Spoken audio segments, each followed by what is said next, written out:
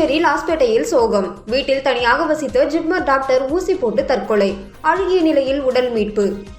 Puducherry Lawspet apartment வீட்டில் தனியாக வசித்து வந்த ஜிப்மர் டாக்டர் தனக்கு தானே ஊசி போட்டு தற்கொலை செய்து கொண்டார். அழுகிய நிலையில் அவரது உடல் மீட்கப்பட்டது.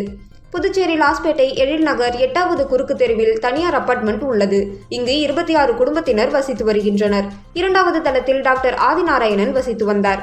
இவர் ஜிப்மர் மருத்துவமனையில் மயக்கவியல் பிரிவில் டாக்டராக பணிபுரிந்து வந்தார். திருமணமாகாதவர்.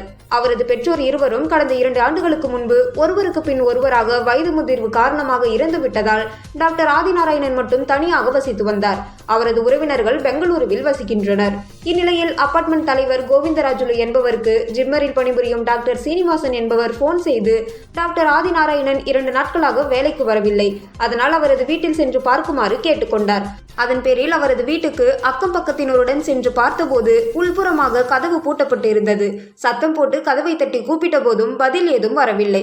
இதனால் சந்தேகமடைந்து லாஸ்பேட்டை போலீசாருக்கு தகவல் தெரிவித்தனர். அதன் பேரில் போலீசார் விரைந்து வந்து கதவை உடைத்து உள்ளே சென்று பார்த்தபோது பெட்ரூமில் டாக்டர் ஆதிநாராயணன் உடல் அழுகிய நிலையில் துர்நாற்றம் வீச இறந்து கிடந்தார். அவரது அருகில் சில ஊசி மற்றும் குளுக்கோஸ் ட்ரிப்ஸ் ஏற்றும் உபகரணங்கள் கிடந்தன. இடது கையில் ட்ரிப்ஸ் ஏற்றியபடி இருந்தது. இது குறித்து அபார்ட்மெண்ட் தலைவர் கோவிந்தராஜுலு லாஸ்பேட்டை காவல் நிலையத்தில் புகார் அளித்தார்.